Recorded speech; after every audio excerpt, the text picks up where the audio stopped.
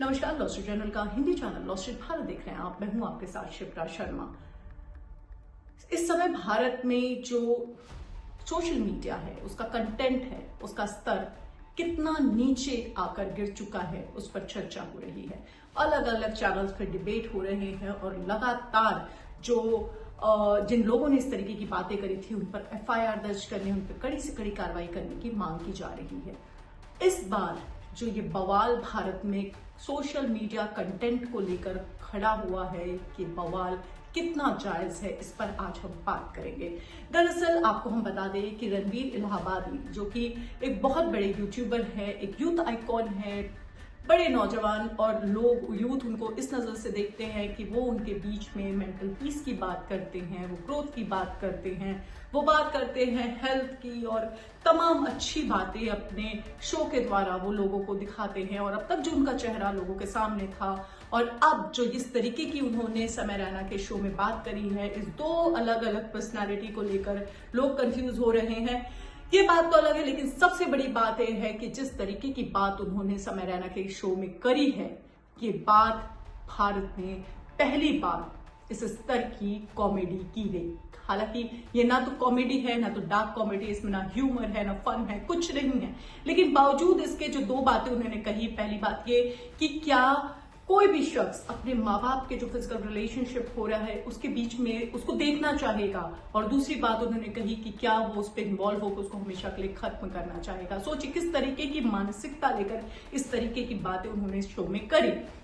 मानते हैं कि बाद में उन्होंने माफी मांग ली, लेकिन क्या माफी इसका एकमात्र सोल्यूशन है? क्योंकि माफी तो तब मांगा जाता है जब भी हम कोई गलत बात बोलते हैं, हमें तुरंत इस बात का एहसास हो जाता है कि हमने ये बात ठीक नहीं करी है, हम उसी वक्त उस पर माफी मांगते हैं। लेकिन जब इस शख्स ने देखा कि इसकी जो वीडियोस है वो वायरल हो गई, क्लिप्स वायरल हो गए, लोगों ने इस पे थू करना शुरू कर दिया, तो सब माहौल को ठंडा करने के लिए और कहीं ना कहीं अपने शो को जो है उसको बचाने के लिए उसने ये माफी मांगी।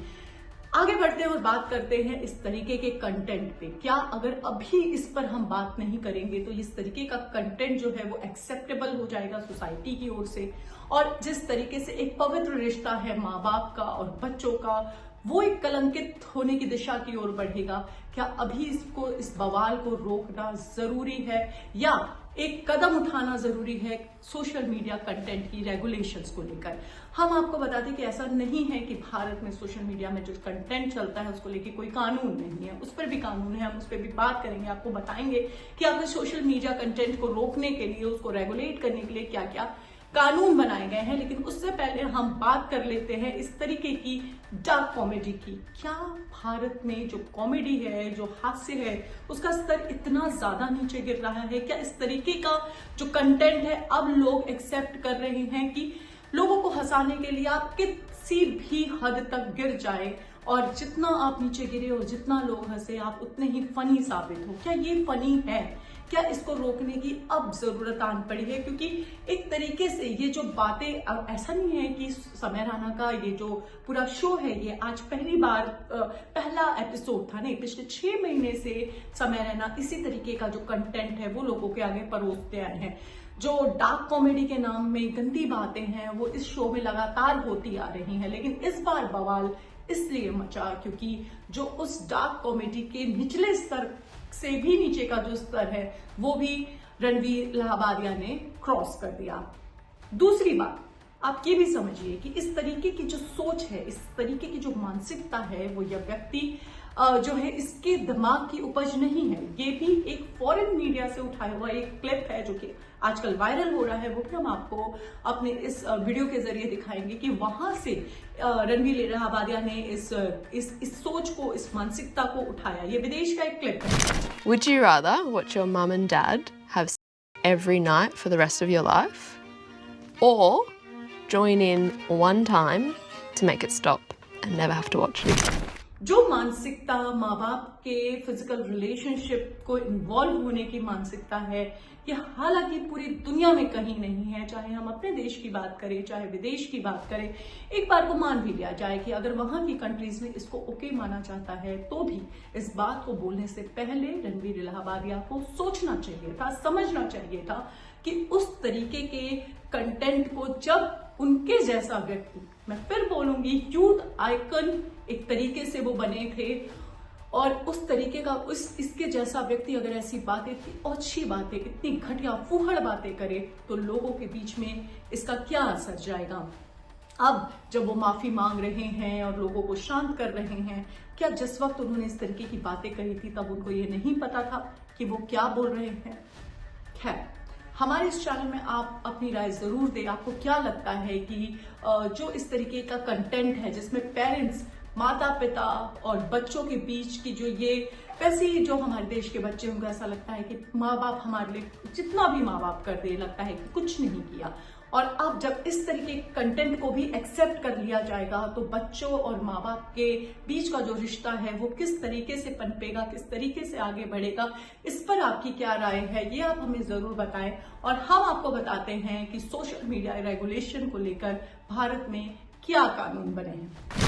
भारत में ऐसे गंदे अश्लील कंटेंट को लेकर क्या कानून है ये भी हम आपको बता देते हैं। भारत का जो आईटी एक्ट है 2000, उसके धारा 67 में इलेक्ट्रॉनिक मीडिया पर अश्लील कंटेंट का प्रसारण या प्रकाशन करना बिल्कुल भी प्रतिबंधित है, और अगर कोई भी व्यक्ति ऐसा करता दिखता है तो उससे जेल का प्रावधान है। आईपीसी की जो धारा 292, 93 और 94 है वो ऐसे अश्लील सामग्री की बिक्री, वितरण और प्रदर्शन से संबंधित है। हालांकि आईपीसी को बदलकर भारतीय न्याय संहिता कर दिया गया है। महिलाओं का अभद्र चित्रण भी निषेध है। अधिनियम 1986 कानून विज्ञापनों, प्रकाशनों और संचार के अन्य रूपों में महिलाओं के अभद्र चित्रण पर रोक लगाया गया है। साइबर अपराध कानून क्या कहता है? इसका आईटी एक्ट और आईपीसी में साइबर अपराधों से निपटने का प्रावधान है, जिसमें ऑनलाइन उत्पीड़न, पीछा करना और सहमति के बिना स्पष्ट कंटेंट साझा करना शामिल है। सोशल मीडिया प्लेटफॉर्म के कम्युनिटी गाइडलाइंस भी हम आपको बता देते हैं। अधिकांश सोशल मीडिया प्लेटफॉर्म में अपने खुद की कम्युनिटी गाइडलाइंस है जो अश्लीलता और अश्लील कंटेंट को प्रतिबंधित करता है। आइए जानते हैं कि यूट्यूब पे लेकर इसकी क्या गाइडलाइन है। न्यूडिटी कंटेंट, शैक्षणिक या कलात्मक कंटेंट जैसे कुछ अपवादों के अलावा न्यूडिटी और अश्लील कंटेंट पर प्रतिबंधित है। सेक्सुअल कंटेंट, इस तरह के सभी कंटेंट यहाँ बैन है, खास तौर पर जिसमें स्पष्ट भाषा में या चित्र शामिल है। वायलेंट और ग्राफिक कंटेंट, हिंसक या ग्राफिक सामग्री भी यूट्यूब में बैन है, या फिर चेतावनी और आयु प्रतिबंधितों के साथ यूट्यूब की गाइडलाइन का अगर आप उल्लंघन करते हैं तो उसका परिणाम क्या होगा? कंटेंट हटाना होगा। यूट्यूब ऐसे कंटेंट हटा सकता है जो कि उसके दिशा निर्देशों या भारतीय कानूनों का उल्लंघन करती है। चैनल सस्पेंड या डिलीट, बार बार उल्लंघन करने पर चैनल सस्पेंड या डिलीट किया जा सकता है। कानूनी कार्रवाई, यानी कि भारतीय कानूनों का उल्लंघन करने पर कंटेंट निर्माताओं पर जुर्माना और कारावास सहित कानूनी कार्रवाई का सामना भी करना पड़ सकता है। तो अब इस बात को पूरी तरीके से समझा जा सकता है कि किस तरीके से बड़े, चाहे वो असम के मुख्यमंत्री हो या फिर मुंबई के या फिर फेमस सिंगर बी प्राक, किस तरीके से इस पूरे कंटेंट के खिलाफ वो लोग सामने आए हैं और ये बार बार ये कह रहे हैं कि इस कार्रवाई कड़ी से कड़ी होगी निर्माताओं पर भी और जिसने इस तरीके की फूहड़ बात कही है उस पर भी।